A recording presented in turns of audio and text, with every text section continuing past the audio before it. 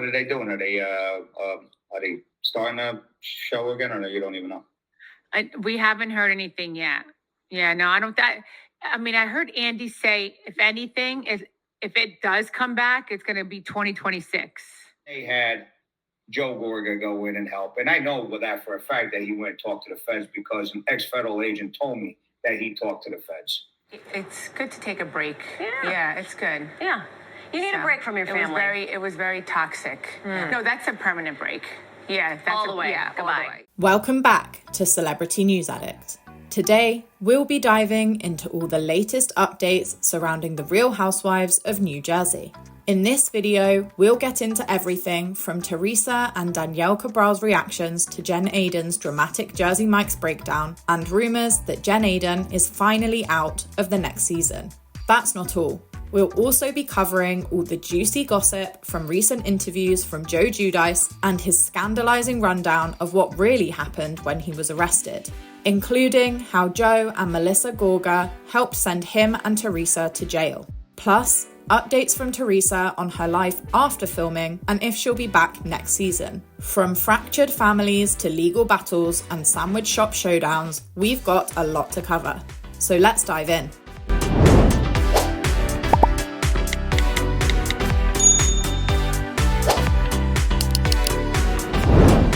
Before we get into all the latest information on the never-ending saga that is Giudice versus Gorga, let's kick things off with the fall of Jen Aydin. As most of you will know, Jen Aydin, who has always been an unpopular housewife, sealed her fate this year when she quite literally threw herself in the firing line after a public breakdown at Jersey Mike's on New Year's Day. I've done a whole video on this drama, which will be linked below, but for now, I'll just run through a brief recap so we can get into the latest news about her departure from RHONJ. I'll leave the timestamp below to jump straight into the recent gossip if you want to skip over the recap.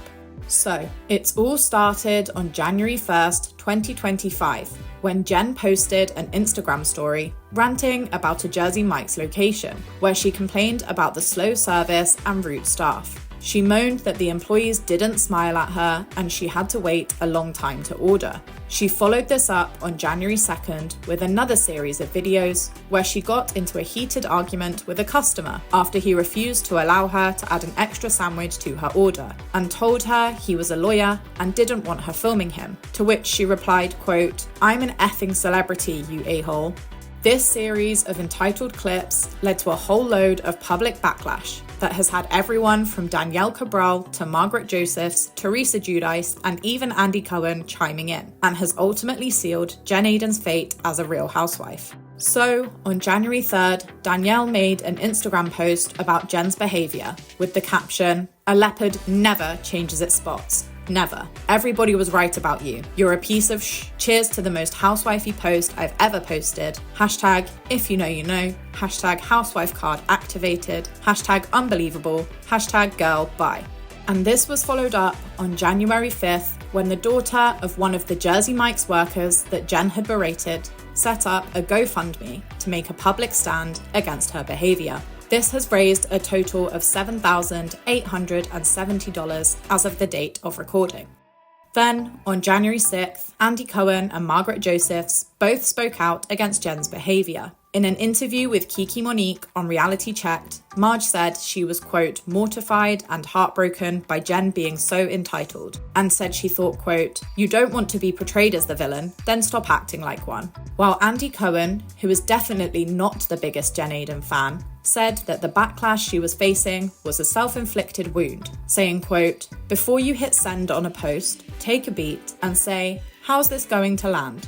January 6th also saw Jen kicked out of a Wives on the Waves cruise, where she was set to make a public appearance alongside Teresa and Dolores. The website behind the cruise, Fans at Sea, removed Jen's name from the event description, leaving just Teresa and Dolores to make the appearance, with space for another surprise guest. Then, on January 7th, the Fans at Sea Instagram account, in charge of hosting the cruise, posted this public statement, which says, quote, "Dear valued guests, we want to address recent conversations about changes to the Wives on the Waves cruise lineup. This decision was not personal, not an act of cancelling anyone. At Fans at Sea, we believe in second chances and personal growth. Our priority is to create a drama-free, fun-filled experience for everyone. To ensure this, we made adjustments to keep the cruise enjoyable and welcoming for all guests. We're thrilled to announce that our official lineup press release is coming soon, and we can't wait to bring this exciting event to fans. Join Teresa Giudice, Dolores Catania, and Surprise Housewife. Stay tuned for the special surprise guest announcement. Thank you for your understanding. We'll circle back to this cruise and Jen Aydin's replacement in a second when we get into the latest updates. Finally, on January 8th, in an exclusive interview with Us Weekly, Jen decided to apologise for her behaviour. In the interview, Jen explained the full story in more detail, making excuses for her attitude towards the staff and said that she regretted posting the video in the first place. She added that she believes she is owed an apology from Jersey Mike's and the man in line behind her. So, that was where we left things a couple of weeks ago, but so much has happened since then surrounding Jen Aydin's messiness. So let's get straight into it. On January 24th, Danielle blasted Jen when she posted a spoof of Jen's Jersey Mike's post to her TikTok. Filmed at a sandwich shop, Danielle points her finger at the two deli workers and says, quote, "Excuse me, can you hurry up? I have somewhere to be." Throughout the video, she repeatedly makes digs at Jen, first asking to add something to her order before pulling a joint and a bottle of vodka from her bag, and filming the workers with a threat to, quote, "Tell every one of my followers how horrible this establishment is." She adds, quote, "Don't you know who I am?"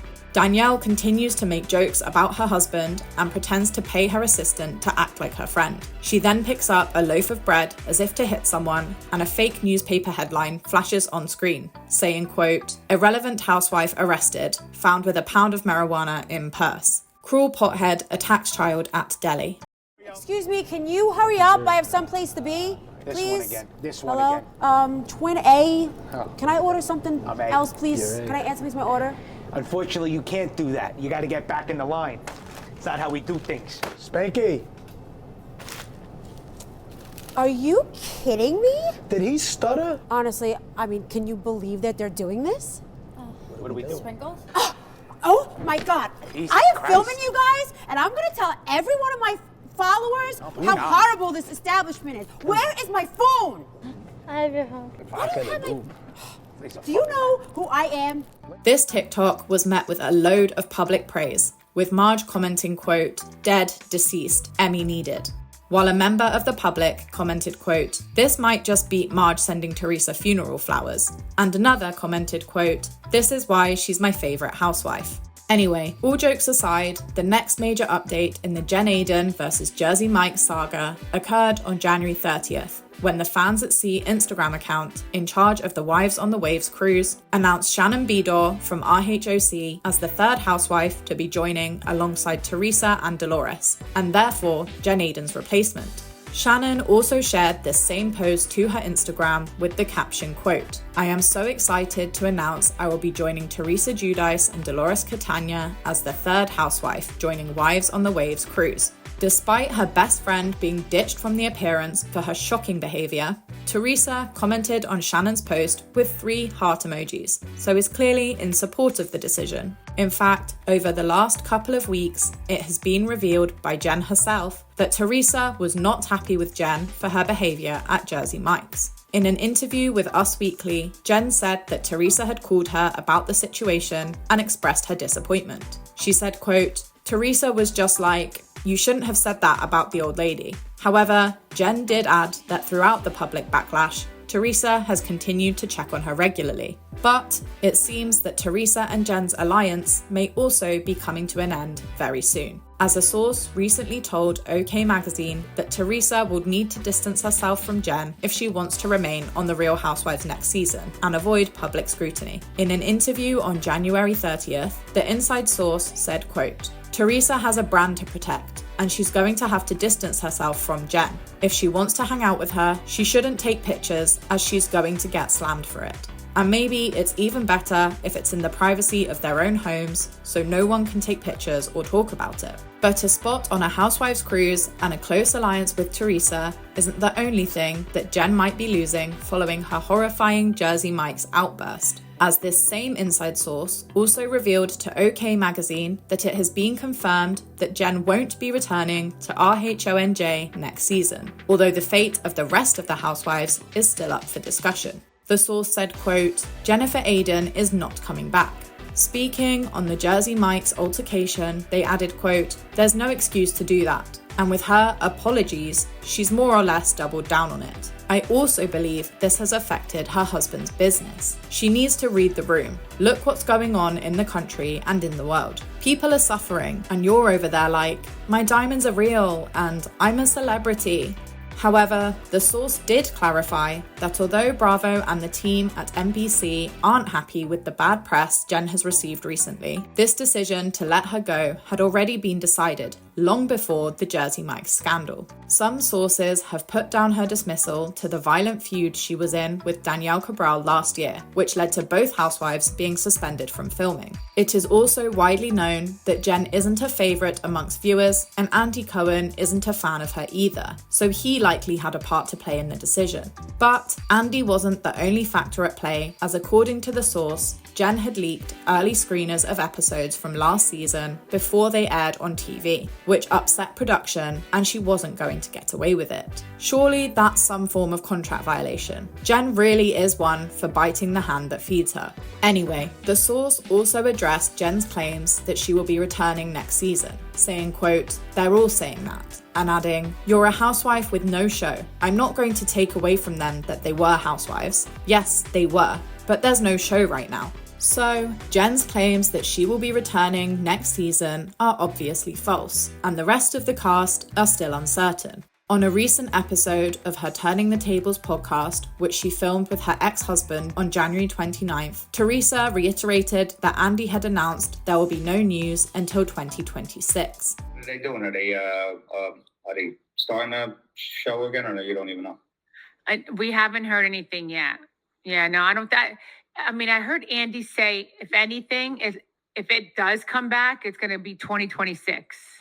However, she also seems to be pretty confident that she will make a return, as on an episode of All About the Real Housewives podcast, which aired on December 31st, Teresa said, quote, I still want to be on TV, and I hope they have me back. They have to have the OG back. They have to, you know? While on a separate podcast episode, Teresa predicted that some of the original cast will make a return, saying, quote, not to toot my own horn, but I think I'm the fans' favourite. Clearly, the entire cast are still in limbo and working on their own projects while they await news. And with the rumours that surfaced on January 6th that Bravo started looking for a, quote, new, younger cast after filming Wrapped last season, for the rest of the Housewives, perhaps no news is good news for now, as both the rumoured new cast and the old Housewives remain on pause. But I think if anyone can agree on anything about the next season, it's clear that Jen won't be returning, and both Teresa and Melissa can't come back onto the same show together, especially as in an interview from December 31st, Teresa claimed it's, quote, too late now to reconcile. Do you think that you could all come back or no? No. Yeah. No. Yeah, No. that would be. If they think that a break is going to bring like me and my brother back together, absolutely not. Yeah, No, that's done. That's done. That's never happening. And Margaret either. More recently, on January 28th, Teresa also appeared as a guest on Pix 11's New York Living. In this interview, she claimed that the breakdown of her relationship with Joe and Melissa is a, quote, permanent break all the way. She was also asked if any of the vicious drama from season 14 had been resolved, to which she answered with an absolute no. Check this out. Things are better now? Things are resolved? Or yes. where are you guys now? No, not resolved, but it's good to take a break. Yeah, it's good. Yeah. You need a break from your family. It was very toxic. No, that's a permanent break. Yeah, that's all the way. Yeah, Goodbye. all the way. Yeah. See you later. So, the cast remains in a mountain of unresolved conflict, which is only going to increase the delay on next season. And while production are waiting for tempers to simmer and cast members to reunite, Joe Giudice has recently revealed a load of information about the feud between Teresa and her brother, which may just shed some light on why the pair will never rebuild their relationship and could have you switching teams. While on a press tour for his fight on February 8th against J-Lo's ex-husband, Ojani Noah, Joe has been asked a variety of questions about his stint on The Real Housewives and how he feels about the feud with his ex-brother-in-law. Let's get into Joe's version of the timeline of events. So, according to Joe Giudice, his family and Teresa's family were always close from before he was even born. On an episode of All About The Real Housewives, which aired on January 30th, Joe told hosts Roxanne and Chantal that their fathers used to live in Italy together before they moved over to America. He said the families were close for years, so much so that Joe Giudice's father drove Joe and Teresa's father to the hospital when Teresa was born. So they grew up together as kids and always had a great relationship.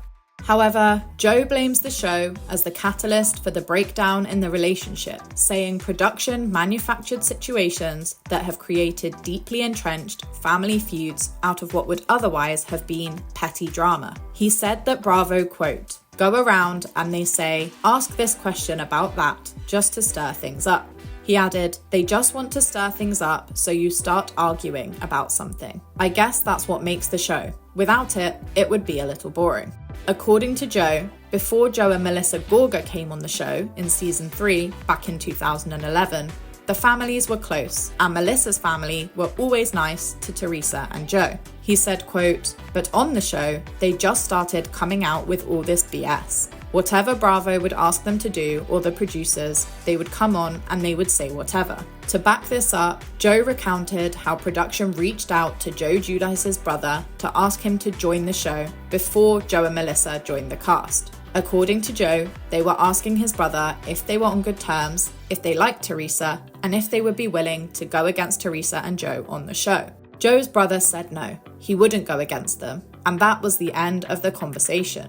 Joe then added that Joe Gorga and Melissa must have been asked the same questions when they were casting for season 3 and were obviously willing to do what they had to in order to get on the show. Check this out. My brother wouldn't go against me, you know what I mean, to do that stuff like that, so they weren't interested, you know what I mean? But, you know, I guess when they approached Joe and, you know, Teresa's side of the family, you know, they were all gung-ho, you know what I mean, ready to go. And do whatever, you know what I mean, whatever it took, you know, to make that extra buck. So even if it was, you know, to slander his sister or slander whatever, I mean, you know, they didn't care. I mean, Teresa also spoke on Joe and Melissa joining the show in a recent interview, where she said, quote, they just did it behind my back. My story never changed. Her story did change. When you lie, the lies come out. If my brother would have said to me he wanted to join, I would have had no choice but to say, of course, let's do this, but let's do it the right way. Let's show how we grew up, how we were best friends always. It's just not what I wanted my life to represent. In a separate interview with New York Living on January 28th, she added that when her family joined the show in season 3 is when things got toxic. She said, quote, the first and second season wasn't bad. It was after that. That's when my family came on, and then that's when I'm like, I didn't sign up for this. So, maybe if all the claims are true about the way Joe and Melissa Gorga joined the show, it's understandable why Teresa is unhappy, especially if they went behind her back and joined with the intention of publicly going against her. What do you guys think? Let me know in the comments below. In an interview with the Reality Court podcast, which aired on January 23rd, Joe Giudice said that Joe Gorga acts like a real housewife and loves being on the show, which is where the problem started, as they were willing to do whatever it took to be famous. Joe said, quote, I don't know what his problem is. You know that's his only sister. I mean, I don't know what the hell his deal is. Joe then went on to claim that he believes Melissa is jealous of Teresa, saying, quote, I think that his wife, in all honesty, is so jealous of Teresa for whatever reason. And so is Joe. I don't know why. It's just weird. I think just, like they're just such fame whores. And maybe jealousy was the motivation for what Joe says happened next, as the real nail in the coffin was when Joe Gorga aided in the federal investigation against Joe Giudice, which ultimately ended in jail time for him and Teresa, as well as Joe's deportation. In the interview with All About The Real Housewives, Joe explained how his ex-business partner reported him back in 2008 when the property market crashed. According to Joe, he owed his partner $250,000 and had promised to repay him as soon as he could. But his partner wanted the money immediately, and so he reported Joe to the authorities. Once again, Joe blames the show for the way the investigation was handled. He said that his partner, the one who reported him, was doing a lot of illegal things, but the authorities weren't interested in him, and they weren't interested in Joe either until he came onto Real Housewives. He said, quote, "For 25 years I was in business. They were never interested in me. Now, all of a sudden, now I'm on the show, they're interested." So, Joe's ex-business partner was the one who allegedly made the original report. But Joe believes that the authorities then got Joe and Melissa involved in the investigation. Check this out. You name it, in real estate, he did illegal. He didn't do not one thing that was straight. But they didn't care about him, all right? They cared about Teresa and they cared about me, all right? And then they had Joe Gorga go in and help. And I know with that for a fact that he went and talked to the feds because an ex-federal agent told me that he talked to the feds. All right. An agent told you I know that? that's- An agent told you that? Wow. An ex-federal agent. Yeah, that's it. All right. Disgusting. Told me that he definitely went to the feds and he was talking to him and doing whatever he had to do. You know, I don't know what the hell he's talking about. At the end of the day, he went to the feds. My ex-partner went to the feds. My ex-partner's lawyer went to the feds. I set up the appointment to go to the feds. And of course, as soon as they heard our names, they were interested. All right.